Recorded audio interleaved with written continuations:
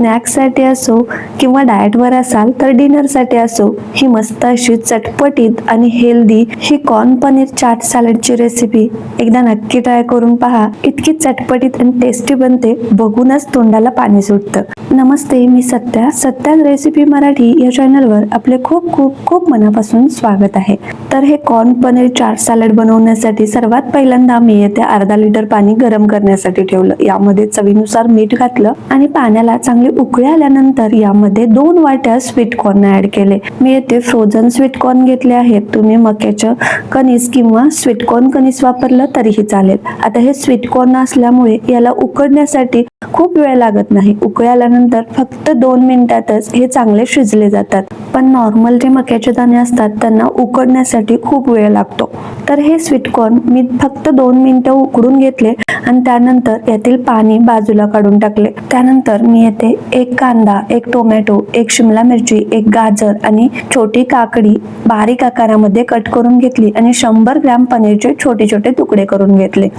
आता पॅन मध्ये 1 चमचा साजूक तूप ऍड केलं. तूप चांगलं गरम झाल्यानंतर यामध्ये पनीरचे तुकडे ऍड केले आणि तुपामध्ये हे पनीर 1 मिनिटभर चांगलं परतून घेतलं. त्यानंतर यामध्ये 2 चिमूट मिरची पावडर, चिमूटभर हळद पावडर आणि अर्धा चमचा किचन किंग मसाला घातला आणि पनीरला चांगलं परतून घेतलं. मसाल्यांचं मस्त असं कोटिंग झाल्यानंतर हे पनीरचे तुकडे पॅन मध्येच एका साईडला करून दिले आणि बारीक कट करून घेतलेलं गाजर थोडंसं सॉफ्ट होण्यासाठी या पॅन मध्येच परतून घेतलं. 1 मिनिटभर गाजर चांगलं परतून घेतलं आणि त्यानंतर यामध्ये बारीक कट केलेली शिमला मिरची ऍड केली. शिमला मिरची आणि गाजर दोन्हीही 1 मिनिटभर परतून घेतलं.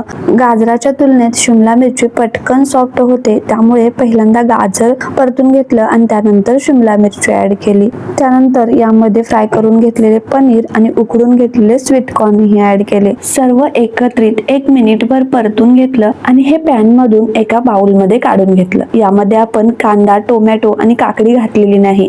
तर या कॉर्न पनीर चाट सॅलड मध्ये कांदा, टोमॅटो आणि काकडी वरून कच्ची टाकल्यानंतर खूप छान लागते. त्यामुळे हे परतलेले सर्व साहित्य एका बाउल मध्ये काढून घेतलं आणि त्यानंतर यामध्ये बारीक कट केलेली काकडी, कांदा आणि टोमॅटो ऍड केला. तसेच अर्धा चमचा मिरी पावडर, 1 चमचा चिली फ्लेक्स आणि 1 चमचा चाट मसाला ऍड केला. चांगलं मिक्स करून घेतलं आणि त्यानंतर या चाट सॅलडची टेस्ट करून बघायची. आवश्यकता वाटल्यास मीठ घालायचं, कारण कॉर्न उकडतानाही आपण मीठ घातलं होतं, त्याशिवाय पनीर फ्राय करतानाही मीठ घातलं होतं. तर मी येथे 1/4 चमचा मीठ आणि थोडीशी बारीक कट केलेली कोथिंबीर घातली.